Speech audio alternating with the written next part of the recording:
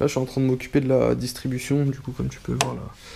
La courroie est enlevée. J'ai calé donc au PMH, donc le point Moro. Je sais pas si on va voir, mais en gros voilà, le marquage est là. Bon, j'ai un peu galéré parce que forcément il faut tomber le support moteur qui est énorme dans un emplacement hyper petit. En dessous au niveau de la poulie dumper, c'était une mission enlevée.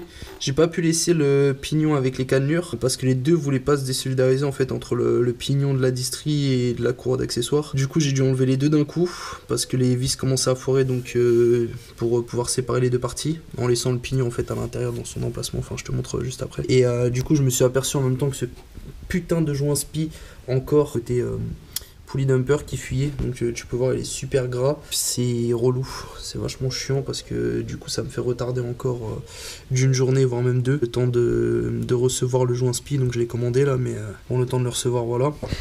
Donc en gros là normalement t'as ta poulie, donc ici, donc sur cette partie là t'as ta courroie d'accessoires qui passe, et comme tu peux le voir à cet endroit là t'as un petit coup de pointeau en fait à cet endroit, t'as une référence sur ton carter en bas que tu dois aligner avec ta poulie. Donc une fois que c'est aligné, ça veut dire que ta distrie est calée. Une fois que tu as aligné le haut et le bas, ça veut dire que ta distrie est calée, que tu peux démonter ta distrie. Et que normalement, en gros, cette partie-là où il y a les pignons est censée rester en bas. Donc tu défais les écrous, enfin les vis. Et normalement, tu sors donc que ta partie où tu as ta poulie pour la courroie d'accessoires, et donc tu as accès à cette partie cannelée où ta distrie vient se prendre. Et du coup bah forcément pour faire la distrie bah c'est beaucoup mieux, et au moins tu es sûr de garder ton repère et de pas bouger ta distrie au moment du remontage. Sauf que moi je sais pas si on va se rendre compte, mais en gros les empreintes sont complètement mangées. J'ai essayé de les défaire, impossible, elles sont vraiment bloquées de chez bloquées. J'ai été niqué, j'étais obligé de sortir l'ensemble. Il y a des trucs aussi qui m'exaspèrent un peu. Là je vais te montrer quand j'ai défait le support moteur au niveau de la partie basse. Tu vois, donc là le support moteur t'es obligé de le défaire parce que la courroie en fait se prend dedans, donc t'es obligé de, tu vois, t'as cette partie là qui vient se prendre entre les deux parties de la courroie, donc t'es niqué, t'es obligé de le défaire. Sauf que là quand tu veux déposer les vis, je vais te montrer, c'est rigolo. Donc tu défais la vis, hop, là au moment où tu veux l'enlever, regarde bien, alors attends, mettre un peu de lumière, regarde bien la vis. Voilà, et t'es niqué pour la sortir. Volkswagen. Das Auto. T'es obligé de sortir ton support moteur avec ta vis prise dedans, et surtout quand tu remontes ton support moteur, pas se faire niquer, de bien remettre la vis avant de le mettre, parce que c'est pareil, hein, si tu peux pas la sortir, c'est que tu peux pas la mettre non plus. Aujourd'hui j'ai enfin reçu donc les dernières pièces du puzzle. Du coup j'ai les prises, les prises des bobines, et le joint donc qui vient au niveau de la poulie dumper qui était HS. Et en plus de ça, j'ai regardé tout à l'heure, mais en gros je l'ai reçu avec l'applicateur. Donc la partie blanche en fait elle sert à mettre le joint en place sans l'abîmer. Donc ça c'est le top, ça évite de broyer le joint en montage. Et j'ai aussi donc la petite pince super importante pour pouvoir défaire les cosses des prises du coup des bobines. C'était un petit peu chiant, je vais pas te mentir, pour la distrie, il y a plein de trucs que j'avais pas spécialement calculé comme ça. J'ai eu besoin de démonter énormément de choses. Comme tu peux le voir là, il y a le support moteur donc qui est en deux parties, tout en sachant que cette partie là tu peux pas la retirer, donc c'est la partie basse du support moteur qui est prise donc sur le moteur. Tu peux pas la retirer tant que tu n'as pas démonté la pompe à eau, parce qu'en gros la poulie de la pompe à eau fait chier. Donc là comme tu peux voir la pompe à eau elle avait bien vécu, hein, elle tire un peu la gueule. Le joint il est complètement rabat. T'as donc la courroie d'accessoires, le galet tendeur, donc pour pouvoir tendre la courroie d'accessoires t'es obligé de le déposer, parce qu'en fait le problème c'est que t'as une vis de 10 qui se trouve pile poil derrière pour pouvoir défaire en fait la pompe à eau. Et du coup tu es obligé de défaire la poulie, sinon enfin de défaire du coup le galet tendeur, parce que la poulie fait chier. Donc forcément tu as le cache distribution, donc les deux parties, partie basse, partie haute. Et là du coup tu as un galet de renvoi d'angle aussi à déposer qui fait partie donc de la distribution. Donc ça va, il tire un peu la gueule, mais il est pas forcément mort. Donc bon, après dans tous les cas je le remplace, donc je m'en fous. Et du coup on a aussi bien évidemment la poulie dumper qui se trouve en bas, donc que j'ai toujours pas d'ailleurs désassemblée. Faudrait que j'essaye de voir tout à l'heure là pour essayer de le faire. Je dois démonter donc la roue crantée de l'arbre à cam pour pouvoir avoir accès au joint spi qui se trouve juste derrière. Sauf que tu te doutes bien que vu que j'ai démonté la distrie bah forcément je pouvais pas démonter l'écrou parce que du coup bah je pouvais pas bloquer le vilebrequin en mettant une première ou quoi pour pouvoir défaire l'écrou du haut moteur. Du coup ce que j'ai fait c'est que c'est une technique un peu de schlag mais en soi elle fonctionne bien sans en plus de ça pour autant défoncer quoi que ce soit. Alors ce que j'ai fait du coup c'est que je me suis pris avec la courroie de distribution, donc je l'ai fait prendre donc sur la roue crantée de l'arbre à cam, je l'ai fait passer en dessous du capteur d'arbre à cam qui se trouve ici, je l'ai en fait entortillé en dessous du support pour pouvoir lever le moteur. Donc je l'ai pris comme ça, tu vois. Je l'ai bloqué comme ça et j'ai pu du coup défaire l'écrou qui se trouve au centre pour éviter du coup, bah en la prenant comme ça évite que ton arbre à cam tourne et que du coup tu puisses pas desserrer l'écrou. Surtout que là tu peux même pas faire passer un pétard. Il faut bien faire attention de pas décaler en plus ta distri. Et là j'ai pu du coup desserrer l'écrou nickel. En tout cas, comme tu peux le voir là maintenant j'ai bien accès à tout. Une fois que tout est démonté, donc tu vois t'as l'emplacement de la pompe à eau là, le trou béant. À gauche là, donc t'as la trace encore du support qui tient le galet de renvoi d'angle. Là en bas on va s'occuper donc là de défaire le joint spi. Comme ça au moins on repart sur de bonnes bases et il n'y aura plus normalement de fuite moteur, j'espère du moins. Il faudra que je nettoie bien correctement le bloc aussi parce que là le bloc est vraiment dégueulasse. Je m'apprête à sortir la poulie. Ça veut bien venir. Oh nickel. Oh bien, pour une fois. Surtout quand tu sors une poulie comme ça, faut faire super gaffe. Donc celle-ci, bon, ça va encore parce qu'elle est directement soudée et usinée dans la poulie. Mais ça arrive que tu vois la petite clavette que tu as là au milieu, ce soit une clavette qui soit juste clipsée. En retirant donc ta poulie, ça arrive que ta clavette tombe et que du coup bah ta poulie, en fait une fois que tu vas la remonter, elle sera plus guidée. Tu vas bien faire gaffe d'avoir la clavette. Donc moi ça va, elle est usinée dessus, donc il n'y a pas de problème. Donc là je vais pouvoir retirer l'ancienne courroie. Je vais te montrer en même temps la gueule qu'elle a un petit peu l'ancienne courroie. Elle est pas... Ouais, elle est pas ouf. Attends, je vais me mettre dehors pour que tu vois mieux. Ouais, tu vois, elle est pas belle. Hein. Je sais pas si on voit bien à la caméra, mais elle est toute craquelée. Donc, ouais, c'est pas ouf. C'est vraiment pas ouf.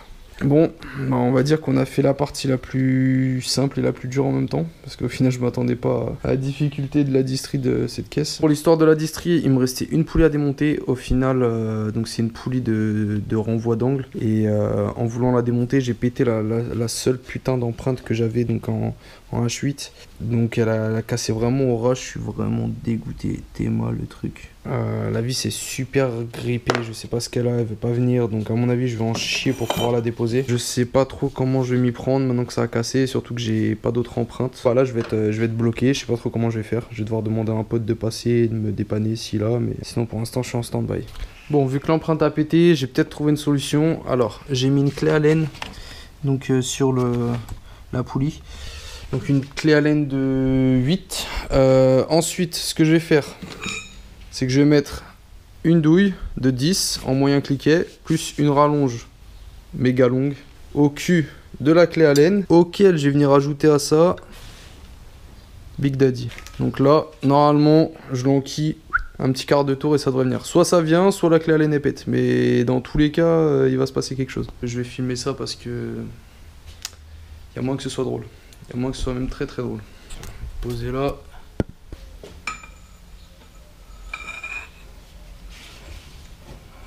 Si la clé Allen est bien mise en place.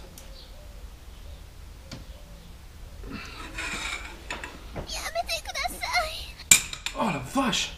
Ouh, il y a un truc qui est venu. Je sais pas ce que c'est, mais il y a un truc qui est venu. Yes, j'ai réussi.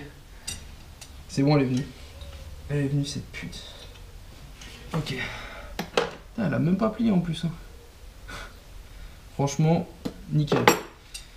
Bonne idée pour le coup. Je suis content, j'ai rien cassé. Évidemment, la rondelle est tombe. Et voilà, enfin. Cette putain de poulie que j'ai enfin eu. Je me suis même demandé si c'était pas un pas inversé. Si en gros le sens de desserrage était pas inversé, donc il fallait tourner vers la droite. Parce que c'était tellement dur à desserrer que je me suis dit, oh, il y a une couille. Mais à mon avis, ça doit être la poulie d'origine. Hein. Déjà, ça c'est fait. J'ai retiré les deux joints spi du moteur. Je me suis pris avec une vis à placo et je l'ai planté dans le joint spi et ensuite j'ai tiré dessus. Donc tu vois, les deux joints sont retirés. Et tu vois, après le mieux, le top du top quand tu fais une opération comme ça, tu vois, là c'est ta vis. Ce qui est bien en plus, c'est que tu vois, tu prends la même vis, hein, tu la retires et tu la plantes dans l'autre joint spi et hop, tu retires les deux avec. Quoi. Donc hop, les deux joints morts. Donc là la technique donc c'est de planter la vis dedans, mais surtout pour savoir de quelle distance tu peux l'enfoncer, le mieux c'est de jamais dépasser donc la hauteur du joint spi, donc la profondeur du joint spi quand tu rentres ta vis, parce que sinon tu risques de toucher un roulement ou autre chose. Donc ce qu'il faut c'est vraiment l'enfoncer de la même profondeur que la taille de ton joint spi. Et pour savoir la profondeur de ton joint spi, c'est simple, hein, tu as juste à prendre le joint spi d'origine, tu prends la vis, tu la mets à côté, tu fais un petit repère sur ta vis et ensuite tu l'enfonces, tu la vis jusqu'au repère et après tu prends une pince et tu tires. Ça se peut que la vis vienne arracher le joint spi et que tu sois obligé de recommencer, mais généralement tu replantes la vis à l'opposé, tu tires un bon coup et ça vient. Ma première tentative elle a un peu échoué, j'ai arraché le joint spi mais j'ai pas réussi à le sortir et je l'ai replanté donc quasiment à l'opposé et j'ai réussi à sortir du coup au bout du deuxième coup le joint spi. Mais généralement bon après tu fais 2 essais, mais généralement ça vient au bout de 2-3 essais max quoi. Donc là je vais nettoyer la surface donc du plan de joint, bien dégraisser toute cette partie là. Et ensuite du coup je vais enquiller mes 2 nouveaux joints spi. Après on sera bon déjà pour le côté étanchéité moteur. Après il me restera plus du coup qu'à remonter la distribution, le support moteur, le tendeur, la courroie d'accessoires, tout ce qui est système d'admission, etc. et remonter le moteur au fur et à mesure comme ça. Mais bon, il y a encore pas mal de boulot. Mais je commence à y voir un petit peu la fin. Là, c'est cool. Normalement, la partie démontage sur le moteur est terminée. Là, je vais passer en fait à la partie remontage. Et là, normalement, ça devrait être que du bonheur parce que maintenant que je sais comment m'y prendre à peu près, ça devrait aller beaucoup plus vite. Là, la courroie de distribution, du coup, elle a été calée. C'était une vraie galère parce qu'en gros, la courroie fait pile poil la taille des poulies. Même une fois que le galet tendeur est détendu à fond, c'est super chaud pour la rentrée. Donc là, on a remonté les caches distri.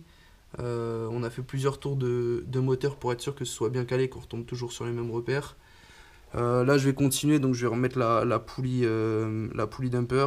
Je vais remettre également la courroie d'accessoires et le tendeur de la courroie d'accessoires. Et puis après je continue le remontage, donc du coup à remonter donc, le système d'admission avec les joints et tout. J'avais complètement zappé, mais fallait que je commande aussi les joints d'injecteurs. Les joints d'injecteurs, alors c'était une belle mission. En gros les joints d'injecteurs ils ont arrêté de les produire depuis 2021. Donc Audi a arrêté de le produire, les joints d'injecteurs, depuis 2021. Et c'est en rupture de stock depuis 2021. Donc autant dire que pour trouver les joints, c'est une vraie mission. J'ai réussi à trouver ceux du haut, si je te dis pas de bêtises.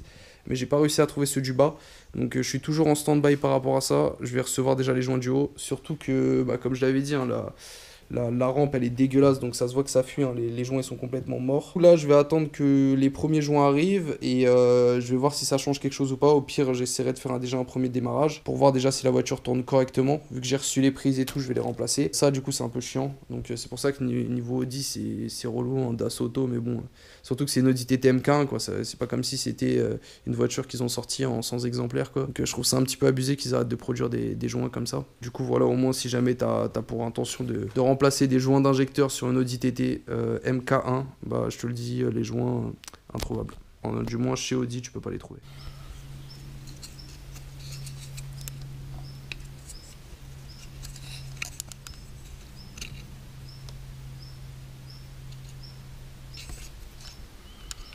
Fait chier. Là, autant te dire que je vis un moment super désagréable. C'était pas prévu ça, que le fil s'arrache comme ça là au niveau de cette putain de prise. J'étais en train de les remplacer. Du coup je mettais les prises neuves sur le moteur. J'ai ce putain de fil qui s'est arraché de la prise de la bobine. Enfin franchement je suis dégoûté. Donc là ça va partir donc sur un rachat de faisceau complet. C'était pas prévu, c'est super chiant, ça va me faire perdre encore du temps. Du coup j'avais les fils qui étaient dénudés à certains endroits et tout, mais bon, ce qui fait chier c'est que j'ai l'impression que ça va être super dur à trouver, un peu comme les joints d'injecteur. Au final les prises que j'ai achetées pour les remplacer vont me servir à rien, donc ça fout un peu les boules, mais bon. Je vais pas te mentir, il s'est passé quelques semaines depuis la dernière vidéo que tu viens de voir. Et j'ai eu pas mal de galères, c'est pour ça que j'ai laissé un peu le truc de côté, ça m'a vachement saoulé. Je vais t'expliquer pourquoi. Le truc qui s'est passé, c'est que en gros, j'ai voulu commander le faisceau électrique donc pour la TT, par rapport au fait que les prises s'étaient arrachées, que le faisceau tirait un peu la gueule quoi. Que je me suis dit vas-y tant pis, je vais racheter un faisceau, bon ça coûte un peu de sous mais bon c'est pas grave, moi je repars sur de bonnes bases tu vois. Et au moins ça évitera d'avoir des problèmes par la suite avec le futur acheteur ou quoi. Donc du coup je me dis bon vas-y tant pis, j'investis, je vais acheter le faisceau électrique. Sauf qu'il s'est passé deux choses. Déjà d'une, le faisceau coûte extrêmement cher, plus cher que ce que je m'étais imaginé. Je pensais que c'était vachement moins que ça, mais en fait c'est pas sur cette version là de TT, parce que les autres versions ils ont fait une prise où tu peux vraiment changer que ce bloc là, tandis que là en fait ça fait partie de tout un ensemble de faisceaux avec plusieurs prises qui sont prises sur des capteurs, etc. Donc c'est vachement plus complexe et plus complet au niveau du faisceau. Donc ça déjà c'était le premier problème. Je me dis bon vas-y c'est pas grave. Donc j'avais appelé mon fournisseur de pièces, hein. C'est lui qui m'a dit ça. Au niveau des tarifs, j'avais regardé sur internet, impossible de trouver. Et il me dit dans tous les cas on a un souci, c'est qu'on pourra jamais te le commander parce que la pièce, Audi a arrêté de produire cette pièce là depuis 2015 et la pièce est en rupture de stock depuis 2015. Autant dire que j'avais les boules, surtout que j'ai déjà eu ce coup-là. Donc je t'en ai pas parlé dans les vidéos précédentes, mais j'ai eu exactement le même problème avec des joints d'injecteur. J'ai voulu juste commander des joints d'injecteur, le truc le plus basique du monde, tu vois, surtout sur une Audi TT. Il n'y a pas de raison que ce soit en rupture de stock ou qu'ils aient arrêté de le produire. Et ben là, Audi a arrêté de produire ces putains de joints d'injecteur. Donc ça fait que les joints, tu peux pas les avoir. Tu peux avoir les numéros de série des joints, mais c'est impossible de s'en procurer. Donc j'ai réussi à me procurer les 4 derniers joints. Je vais te mettre une photo, mais en gros c'était les 4 derniers joints qui restaient. J'ai réussi à les trouver sur Amazon. J'avais trouvé que les joints côté nez d'injecteur. J'avais pas réussi à trouver les joints du côté de l'entrée de l'injection, donc au niveau de la tête de l'injecteur. Je me suis dit bon bah tant pis, je vais remplacer que ceux du bas. Et le problème c'est que ça m'empêchait de démonter les injecteurs pour pouvoir faire un gros nettoyage sur les injecteurs. Donc j'ai dû laisser la rampe avec les injecteurs bloqués dessus parce que si je les démontais, du coup ça risquait d'abîmer les joints qui étaient déjà monté et du coup vu que je peux pas m'en procurer, bah ça servait à rien que je commence à démonter et prendre le risque de péter les joints. Les 4 seuls qui restaient là, du coup je les ai commandés. Ces joints là, au moment où je les ai reçus, je les ai regardés, je me suis dit ouais c'est bizarre, ils ont l'air vachement plus boudins que les autres. Je les ai comparés aux autres joints d'injecteur et je vais te montrer, tu vas voir, ça n'a rien à voir. Donc là tu vois c'est ma rampe d'injection donc que j'ai nettoyé et tout à peu près comme je pouvais hein, parce que comme je te disais je pouvais pas démonter donc j'ai rien nettoyé à la fontaine, j'ai vraiment nettoyé à la main quoi. Là tu vois donc c'est ces joints là que je te parlais que j'ai réussi à trouver, donc normalement tu as les 4, bon celui-là je l'ai pas monté pour pouvoir te montrer la différence au niveau des joints, mais en gros c'est ces joints là que j'ai réussi à trouver et normalement tu as des joints ici, donc là les clips là tu peux les sauter et en fait du coup l'injecteur là tu peux le sortir et en fait à l'intérieur tu as un autre joint torique à peu près de ce même type là mais plus petit, qui est dans une gorge aussi et qui se trouve au-dessus. Donc impossible de les trouver, donc j'ai laissé les injecteurs comme ça. Et là tu vois c'est les nouveaux joints d'injecteur, donc comme tu peux le constater, tu vois il fait un peu boudin, il est un peu gonflé. Et regarde par rapport à l'autre, tu vois, ça c'est l'ancien. Je te fais une comparaison, je sais pas si on se rendra bien compte sur la GoPro, mais regarde un petit peu la gueule du joint par rapport à l'autre. C'est carrément pas les mêmes du tout. Alors que pourtant sur Amazon il disait que ça correspondait pour Audi TT MK1. Donc tu vois un peu la gueule du truc, c'est carrément pas la même épaisseur, c'est pas la même taille, la même dimension, enfin il y a rien qui va quoi. Je les ai montés quand même, dans tous les cas au premier démarrage je vérifierai pour être sûr que ça fuit pas, que j'ai pas de galère concrètement. Donc je vais monter le dernier joint d'injecteur et ensuite je vais remonter la rampe d'injection. Si jamais ça fuit, je suis vraiment dans la merde, je vais quand même garder les anciens joints au cas où. Mais si jamais ça fuit, j'ai vraiment pas d'autre option que de remettre les anciens joints, ça me fout la haine. Tout ça pour dire que du coup pour le faisceau c'était exactement la même chose, que rupture de stock. Donc je comprends pas, j'arrive pas à comprendre comment on peut arrêter de produire des pièces pour une Audi TT MK1 alors que c'est des voitures hyper réputées qui ont marqué leur génération, leur époque, tu vois, quand elles sont sorties les Audi TT c'était waouh, un truc de ouf, tu vois. C'était une caisse révolutionnaire, enfin on n'en voyait pas des petits roadsters coupés comme ça. Ça se faisait pas. Donc voilà, ça a marqué son air. Beaucoup de gens cherchent à en racheter maintenant, surtout les anciens qui ont connu cette voiture à leur sortie. C'était vraiment leur voiture de prédilection quand ils étaient jeunes. Ils cherchent à en racheter et tout en bon état, etc. Donc forcément, tu vois, si tu commences à partir sur de la magouille comme ça, à devoir faire du rafistolage sur les pièces, ça rend ouf. Je trouve pas ça normal de galérer comme ça à trouver des pièces. Surtout pour une Audi TT. Donc enfin bref, je vais arrêter de râler pour rien, mais... franchement ça me vénère. Franchement ça me vénère parce que tu dis et du coup je fais quoi? La voiture elle a un problème au niveau du faisceau, je fais quoi? Je la bazarde, je la jette? C'est complètement con. Mon fournisseur de pièces m'a dit que sur la même voiture il pouvait y avoir 3 types de faisceaux différents. Il m'a dit en plus ton faisceau qui est monté dessus c'est le plus rare et le plus compliqué à trouver parce qu'en gros c'est ceux des premières phases. Et à savoir que ce moteur là du coup il a été fabriqué que pour l'Audi TT cette année là seulement, et ensuite ils ont sorti la phase 2 entre guillemets où en gros c'était donc celui-ci c'est un APX et le deuxième moteur je sais plus c'est lequel qu'ils ont sorti, mais en gros c'est un moteur qui se monte aussi sur la S3 de l'époque et du coup ce moteur là était on va dire un peu moins recherché dans le sens où c'est un moteur qui a été monté dans autre chose que l'Audi TT, tu vois. Tandis que celle-ci, c'est vraiment un moteur qui a été conçu pour l'Audi TT, qui se monte uniquement sur les Audi TT, tu vois. Les APX, ils ont été conçus juste pour cette caisse là. Ça fait que forcément, vu que ça a été produit sur un laps de temps très court, les pièces sont encore plus compliquées à trouver. Donc il m'a dit honnêtement c'est chaud. Donc je suis parti sur l'option de racheter encore des putains de prises AliExpress avec ce coup-ci le faisceau qui est déjà intégré dessus, donc une partie du faisceau malheureusement, donc vraiment des fils en fait. Et je vais pas avoir d'autre solution que de couper les fils, faire une soudure donc propre, avec de la gaine thermo par-dessus et tout, chattertonner le tout pour faire un truc à peu près propre, et isolé, étanche et tout, et ensuite remonter comme ça. J'ai pas d'autre option, j'ai cherché et tout, franchement ça m'a plombé depuis 2 semaines, franchement ça me prend la tête.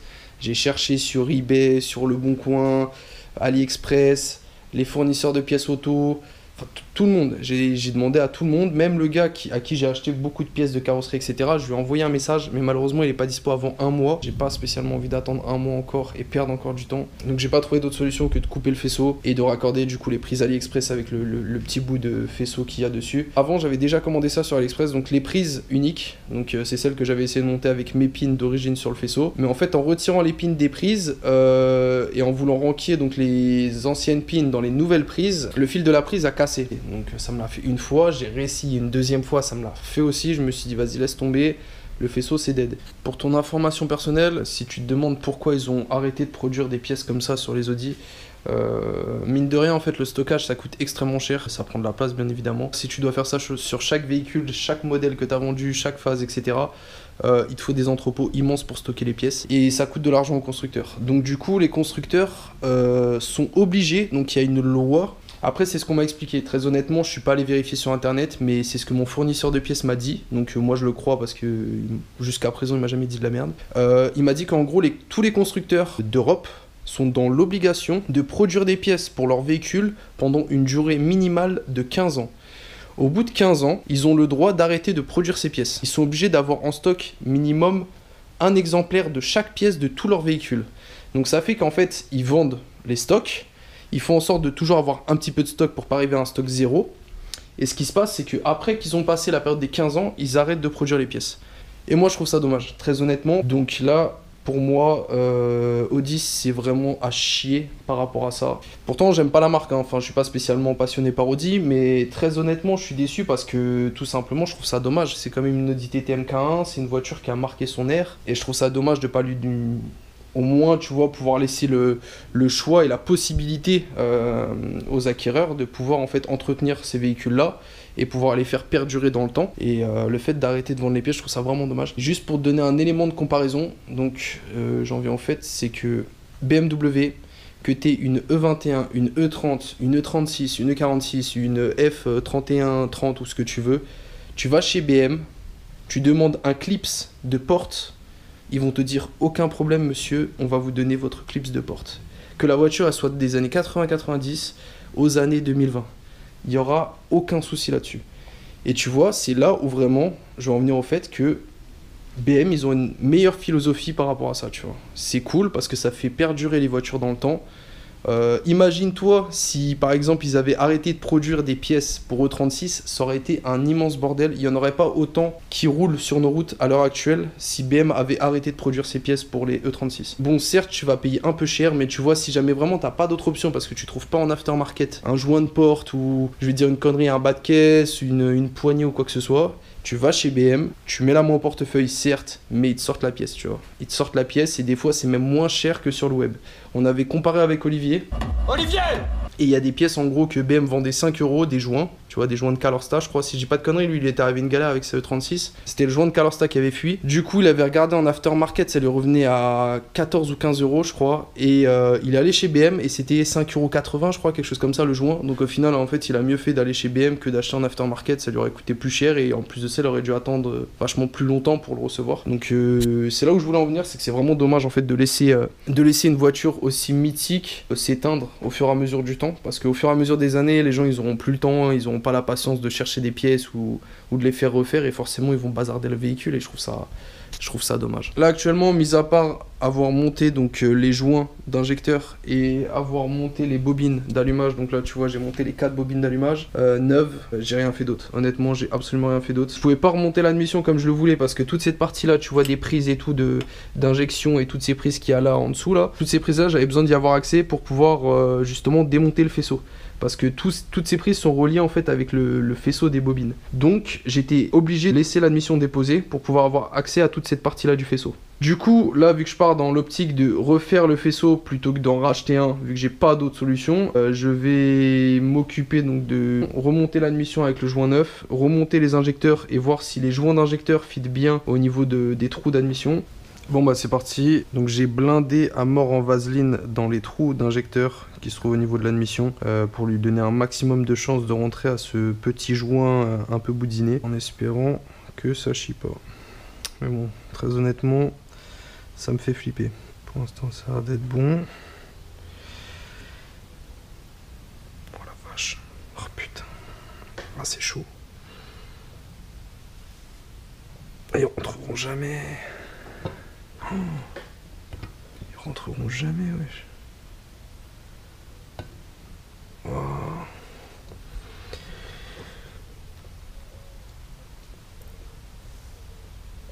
Oh la vache. Je vais essayer de les approcher avec les vis. J'en étais sûr de toute façon, quand j'ai vu la différence qu'il y avait entre les deux joints, je savais que ça allait pas rentrer comme dans le Uber. Ça c'était une certitude. En espérant mettre assez de pression avec les deux vis de maintien des injecteurs, enfin de la rampe, parce que là sinon je vois pas trop comment je vais pouvoir me débrouiller.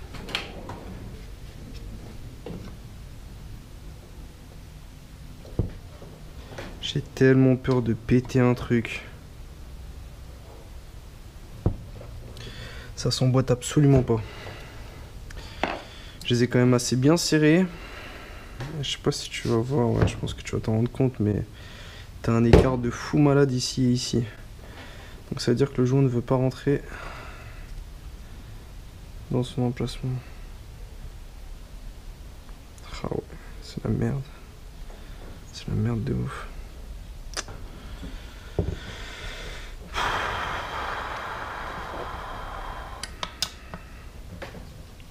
Qu'est-ce que je fais? Est-ce que je continue à forcer comme un con ou est-ce que je change de méthode?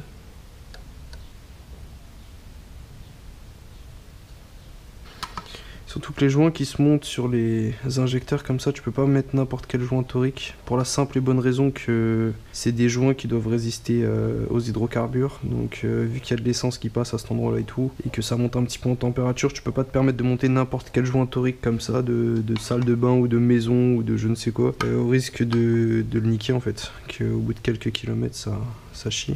Pour l'instant je suis en train de le serrer vraiment tout doucement, petit à petit. Le jeu se réduit, mais bon. Oh là là, c'est tellement chaud. Je suis en train de lui forcer sur la gueule. Alors, très honnêtement, j'ai l'impression qu'il y a un truc qui vient. Je sais pas si c'est les injecteurs qui sont en train de s'enfoncer gentiment, ou s'il y a un truc qui va casser. Ah, je déteste ça, les trucs incertains comme ça, putain. Je sais absolument pas s'ils sont montés correctement ou pas.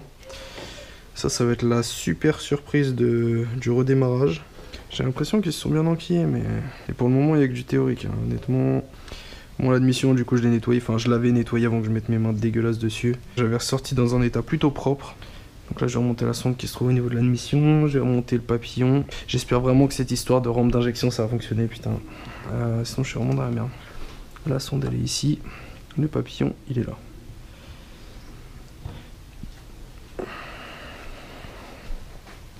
Et j'ai pas acheté ce putain de joint. Ah putain. Ce joint là je l'ai pas acheté. Oh sa mère. Putain, quel con. J'ai complètement zappé. Fait chier. J'étais tellement pris dans mes histoires de faisceaux là que j'ai complètement oublié d'acheter ces putains de joints. Même celui-ci je l'ai même pas remplacé, le joint du capteur là. Après ça, normalement, ça devrait le faire. Mais par contre, le joint en papier sur le côté, faut vraiment que je le remplace, quoi.